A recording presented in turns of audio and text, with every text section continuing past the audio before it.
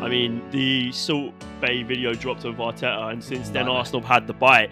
They've been absolutely smashing teams. Chelsea Football Club spending £1 billion, sat in 10th place, 2 wins in the last 5, isn't good enough. That's all we need to say. 10th place after £1 billion spent is just not good enough. I mean, that is a shambolic season. I didn't even think they'd lost. I didn't even think of it. It didn't come to my mind they'd lost McAllister and Caicedo and things like that. And I just think the fact that they've managed to keep themselves there, good recruitment, it's pretty solid. Burnley. We'll let you take the lead on this one. It's pretty awful, isn't it? You can't hide from it.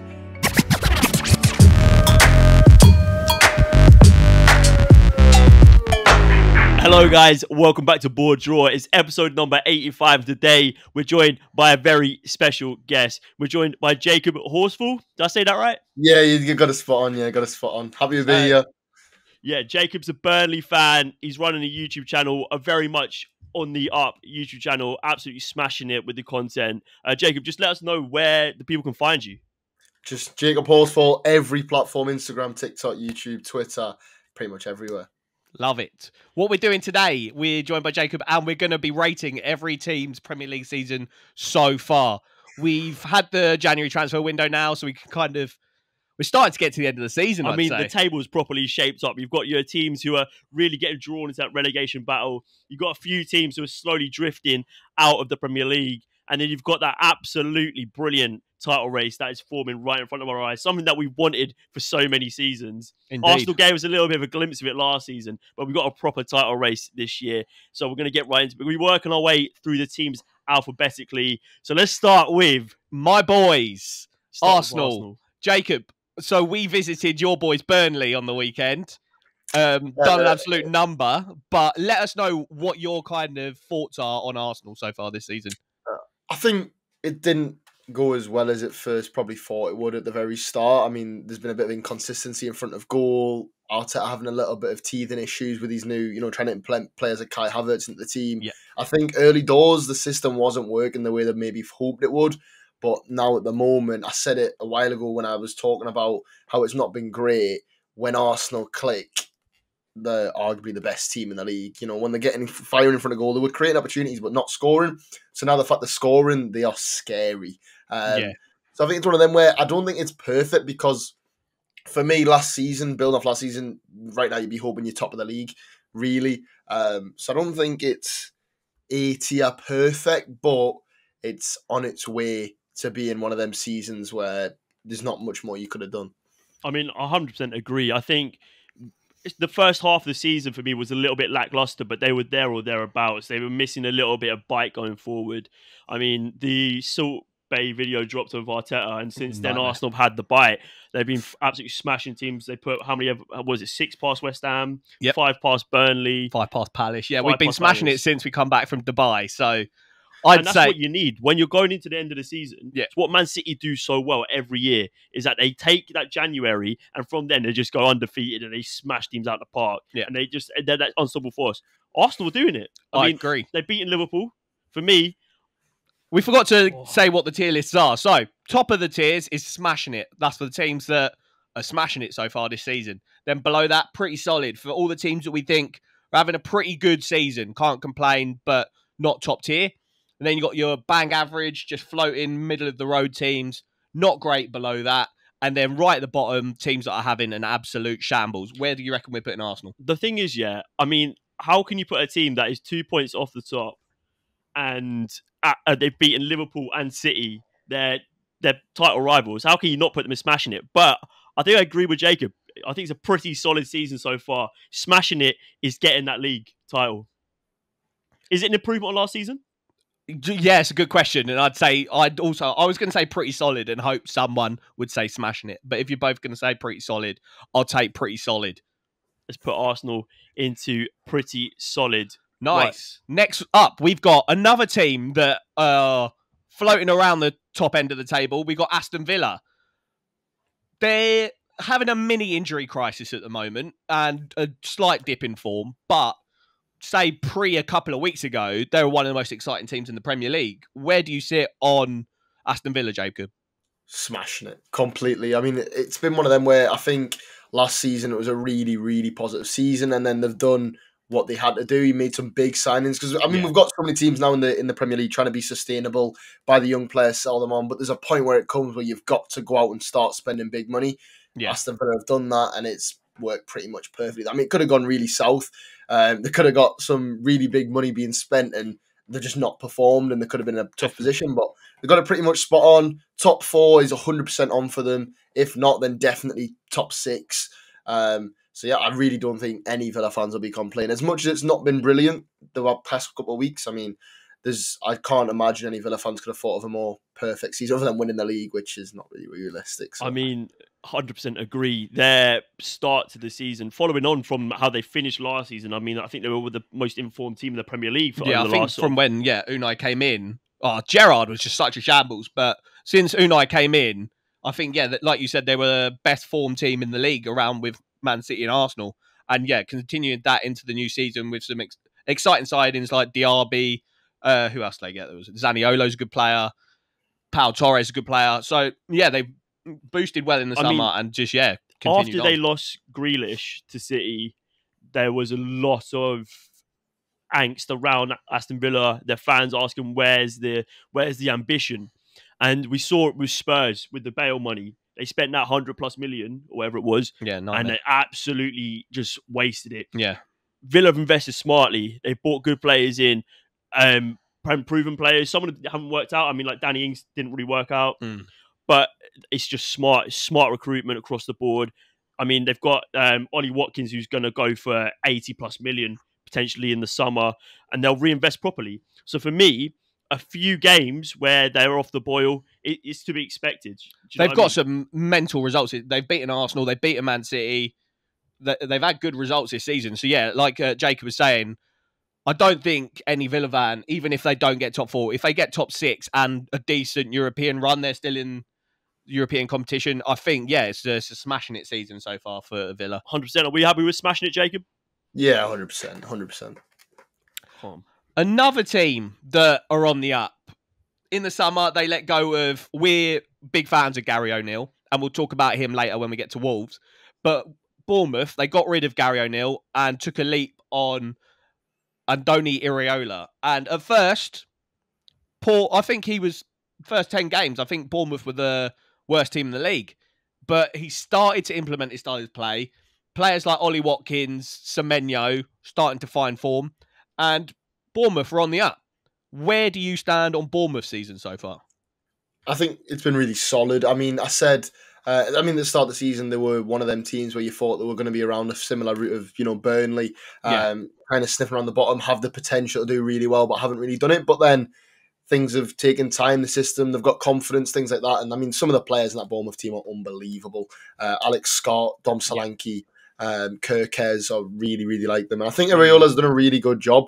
The 13th in the league. I get they've not won a game in the last 5 or whatever it is, but it's one of them where they've got themselves well out of this relegation battle. It's probably going to be a mid-table finish. And then next season, it's one of them where can they push on and try get themselves in the kind of, the top 8 contention. I wouldn't say it's smashing it because that would have been a leapfrog from a relegation battle to Europa League for me, or Conference League. But it's definitely one of them where you think they've done pretty well. Definitely solid. I think, like you said, the excitement around their young core, like you said, Alex Scott, insane. Semenyo, Dom Solanke, they got Sinistera. They've got a nice group of young players that they can build on, go into next season off the back of what is a good season, and develop, and like you said, push for top half football, which would be, for Bournemouth, really good. I mean, 100% echo what you guys have just said. I think smashing it is a bridge too far, but the turnaround in sort of ambition from them is night and day. We said we were almost disappointed with the fact that they let Gary O'Neill go after what he'd done for them last season. He's gone on to move to Wolves, who we'll talk about later on in the video. But the ambition to go out and get someone like Iraola, they're going out for young players. They're going out for players who are going to have resale value. They're looking to cement themselves as a proper Premier League club, I think, for a long, long time. They had the era under Eddie Howe, which had some success, but it was always avoiding that relegation battle. This year is the time they could take a step from being a relegation battle contender like concrete every season to be in a mid-table club who, after the first half of the season could drift away from that. That so comes with me, investment as well. They've got new owners, and so I can imagine like they've got very ambitious new owners, which is Bournemouth exciting. smashing it. Bournemouth, no, pretty solid. solid. Yeah, pretty solid for Bournemouth. A team just below them in the table. So Bournemouth are 13th. In 14th, we've got Brentford, who obviously this season, Ivan Toney-less for the first half of it. I'd say they're struggling because I think most people put Brentford in and around mid-table and they're just below that. What do you think, Jacob? Pretty bang average, really. I mean, they could have, again, it's one of them where this season probably we're looking at them going, can they take that step up and push to top 10 kind of area? And they've not been able to, probably not down to their own fault. I mean, they've had injuries, and Buemo, I think it is, was out for a big loss. Pretty long period, and he was really taking a lot of the weight off of the Ivan Toney suspension. So if you said at the start of the season they had Toney and then Buemo on top of the squad they've got, could be a completely different scenario. I still really like what Thomas Frank's doing. I think he's doing a really good job. But yeah, it's just one of them where they've not really made any waves. They've not really done awfully. One of them where it could have been better, probably could be worse. It's just pretty average. Yeah, I agree. I haven't seen them get like battered at all. They're like, if they lose games, it's a tight game. And yeah, I think with Mbomo and Ivan Toney in the team the whole season, they're competing for the top half, I'd say. But I'd say bang average, maybe borderline not great. I'm going to put it out there. I'm going to say not great. I mean, their last two finishes, the first season in the Premier League, they finished 13th. Last season, they finished 9th. Obviously, Tony had an outstanding season. I think, what did he get, 18 goals or something last season? And we know what they've gone through with his ban, but Mbomo stepped up. Even players like Johan Visser played a little bit of a part. They've had their injuries. Rico Henry's another big one. And Aaron Hickey. Hickey as well. But for me, whether they've had injuries or not, you've got to look at the season as it is. They're facing a relegation battle here, something that they can very much get drawn into. It only takes one win from Luton or Everton or Crystal Palace and they're sucked right into that. Yeah, agreed. So for me, it's got to be a not great season. They've not progressed and they've not stood still, regardless of injuries. Yeah, let's go for not great. Brentford, sorry about that. It's got nothing to do with the fact of a QPR fan. Yeah, nothing to do.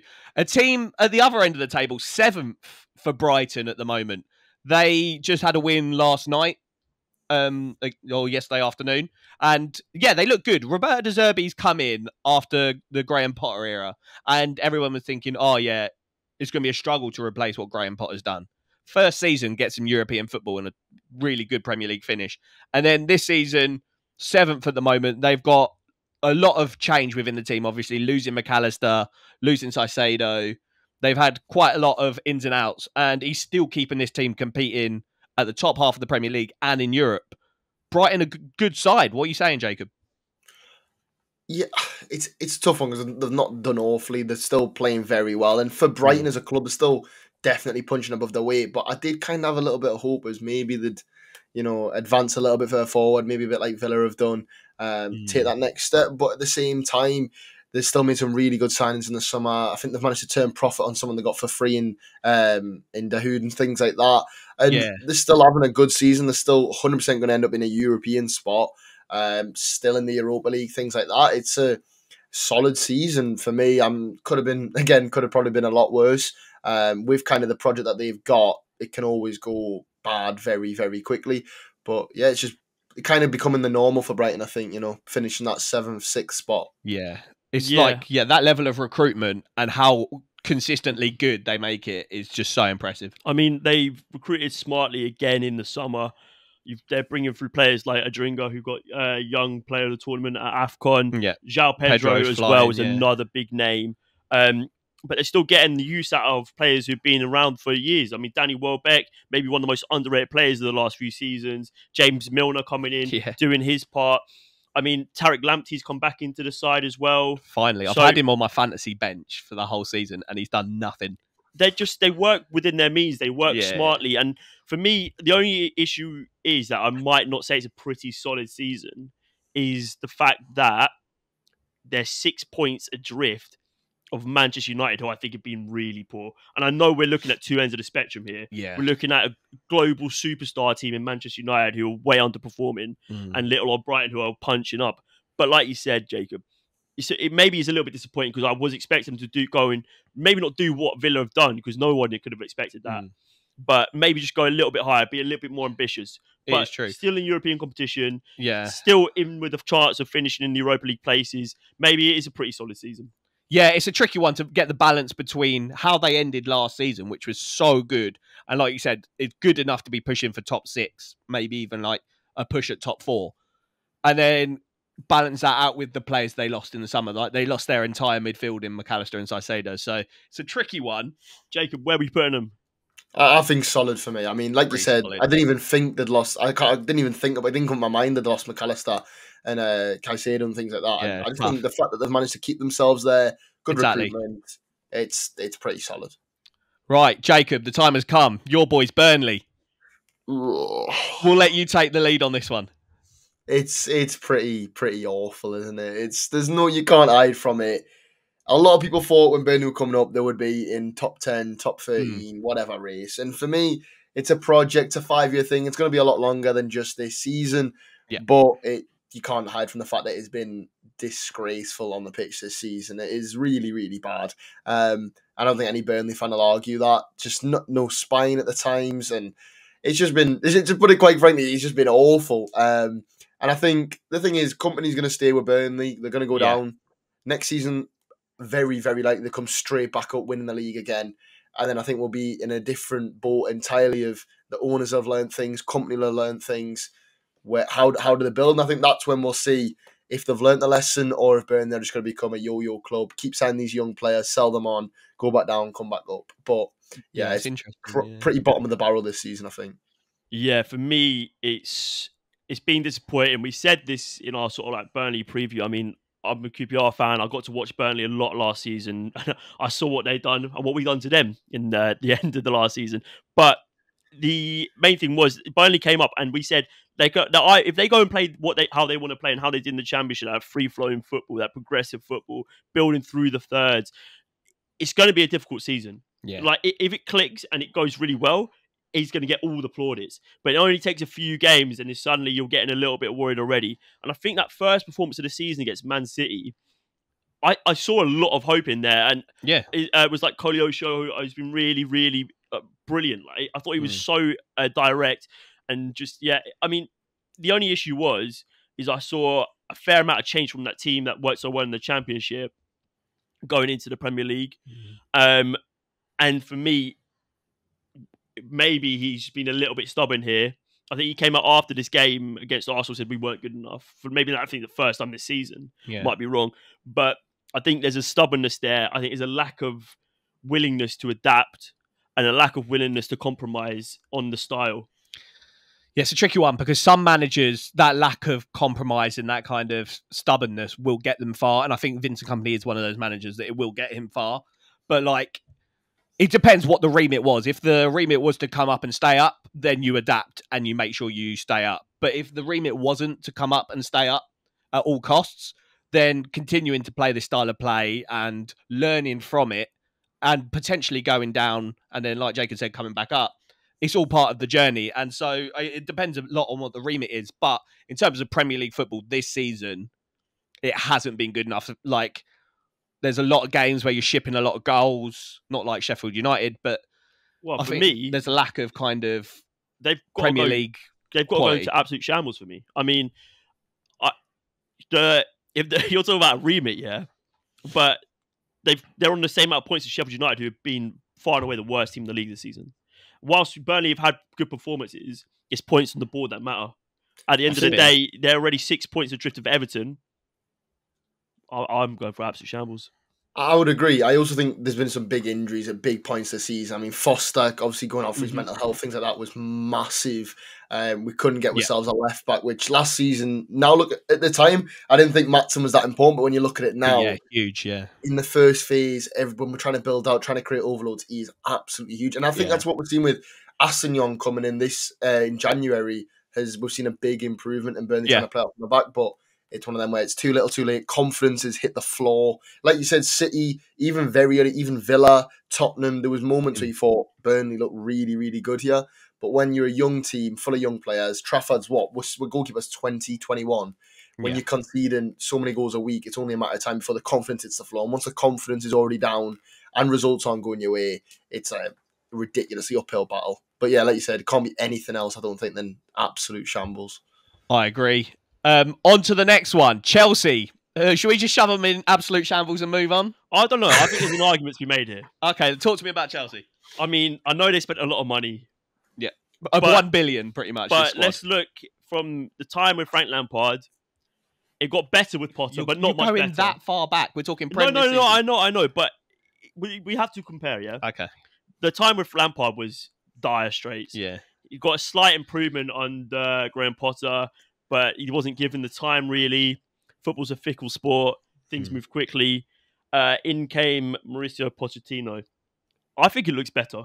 I mean, recently, and I know we can't use the bias of the result against Man City too much to weigh it in their favour, but we're seeing things they're starting to do. However, they are very, very much in absolute shambles for me.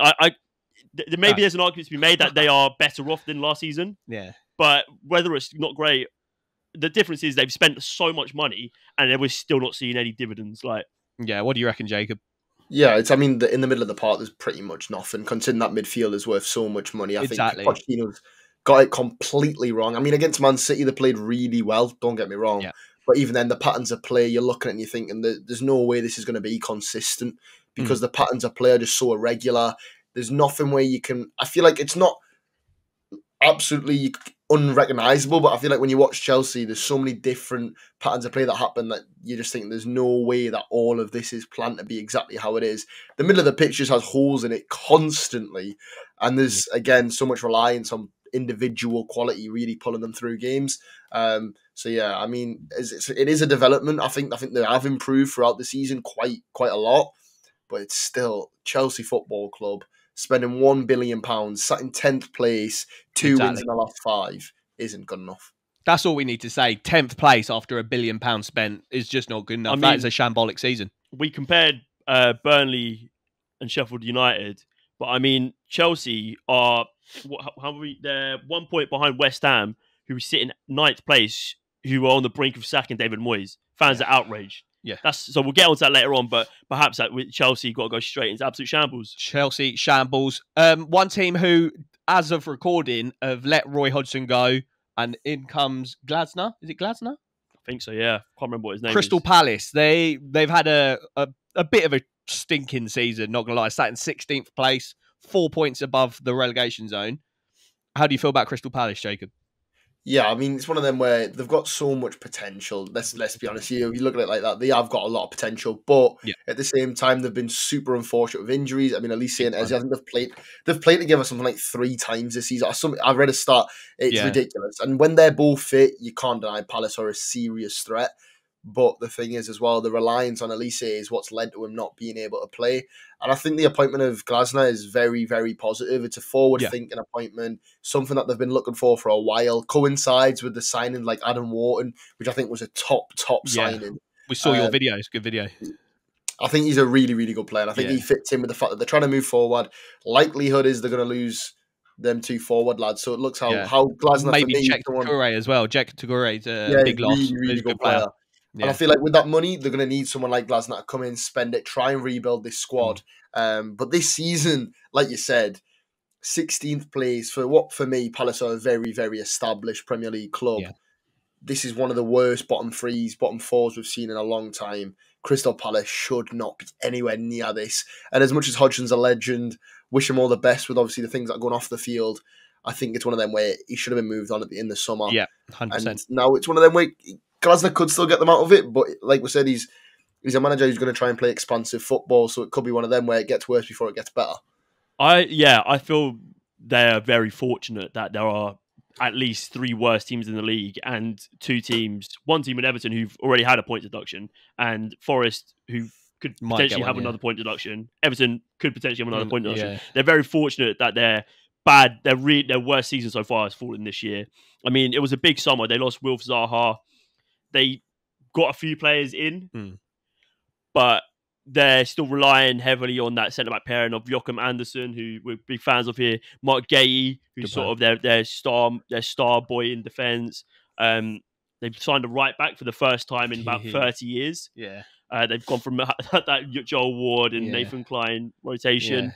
Tyron Mitchell doing well left back. But I mean, Decore, we're big fans of him. We think he's a really good DM. Yeah, to lose him so early in the season was a massive loss. And like Jacob was saying, the fact that they've barely had a stretch of games where they've had Decore, Eze, and Elise is a nightmare. I mean, they've got Jeffrey Schlupp and like Will Hughes playing. Like, mate, that's like 10 years ago now. Yeah. You know, so yeah, maybe it is a bit of time. It's time for a change. Maybe it's a little bit too late. For me, not great or absolute shambles. I think there's an argument for absolute shambles, but I think for them, let's go not great. Not great?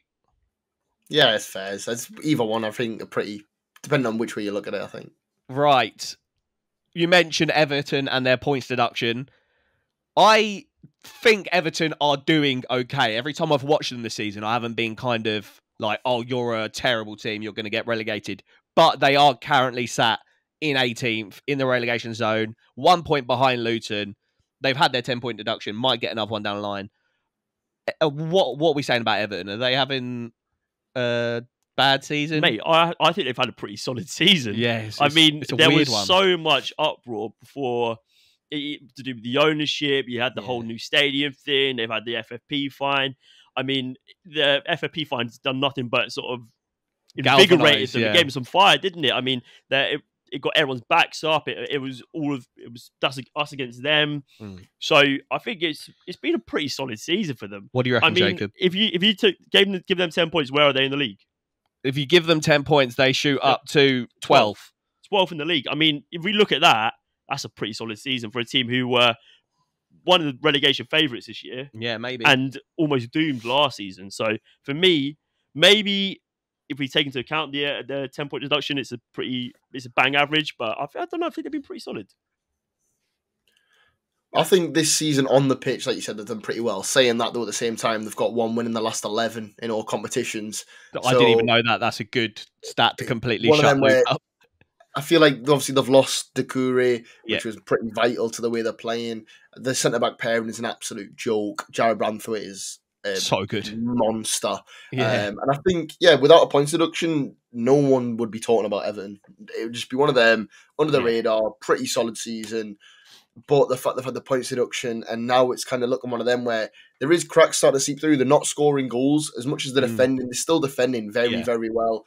I mean, honestly, in terms of box defending, arguably one of the best teams in the league when they're sitting back in the shut-up shop. But no Decore, Calvert-Lewin can't finish for love and money. Yeah. He's really poor in front of goal, and it's one of them where unless they start scoring goals soon, and if another point deduction comes in, then they're pretty much doomed. So I feel like just because, if we're looking just purely on the pitch, like you said, I would probably say it's a pretty solid season. But I think you do have to factor in the fact there is a points deduction. You've got to factor in the point total and the reality of the situation. I think it's one of them where you still got to say it's pretty poor because they are still in the relegation zone. And on the field, purely decent, but everything as a whole, it's not been brilliant. Yeah, I agree. I think I didn't even know about the 1 win in 11. That is, like you say, a complete kind of turnaround from the game straight after they got their points deduction announced. I think they hadn't lost in 5. And so that kind of 1 win in 11 is a complete downwards turn in form. And it's not a good look. I went watching them in that Spurs game where they drew 2-2. They were unfortunate that Richarlison decides to have the game of his life and score 2 absolute wonder goals. But they battle. I think they're going to be all right. I really do. Should we put them in bang average then? Give them bang average for Everton. It's one of them. They're quite inconsistent because I think before that 1 win in 9, they had something like 1 loss in 1 win in 11. They had something like 1 loss in 9. Which is crazy. The Decore injury hit. Yeah, Decore got injured. The goals went. And now they're facing trouble, like you said. Yeah, it's not ideal. Everton, okay, bang average. Onwards to Fulham. Pretty mid-table, mate. Following on from Everton. Following them with Fulham, mate, bang average again. I think bang it's average. Been a difficult season because they lost the likes of Mitrovic. That was massive. Big loss, yeah. And then they had all that stuff about Marco Silva potentially leaving to go Saudi as well. He's stuck around. I think he's a brilliant manager. They had a bit of upheaval when João Palhinha was in Bayern Munich, literally about to sign for them. That got called off, didn't it? Yeah. But they managed to keep him. He's been absolutely outstanding again. Anthony Robinson. They've got some good players. Really good. Yeah, they've got some good players. But yeah, I don't know. It's been a very average season. It is very average. They've had a few good results, like they beat us and they absolutely battered us. And I don't know, they're a weird team. They can, on their day, pull up some trees and get good results, but then on other days they just look so poor. Bang average. They've got a lot of individual quality, but then they've also got a lot of players where it's like, it reminds us of Burnley, but on a lot higher scale. They've got a lot more quality than Burnley, but it does remind us of they've got a few square pegs and circular holes. Yeah. I mean, they were awful against Burnley pretty much the both times that they've played them. But then, like you said, I thought they were really good at Anfield, specifically Robinson was unbelievable. So good. And then they were really good when they played against Arsenal. So yeah, it's just one of them. Another team that are pretty inconsistent, and that's why they're in 12th place, because they're sometimes brilliant, sometimes they can be absolutely dreadful.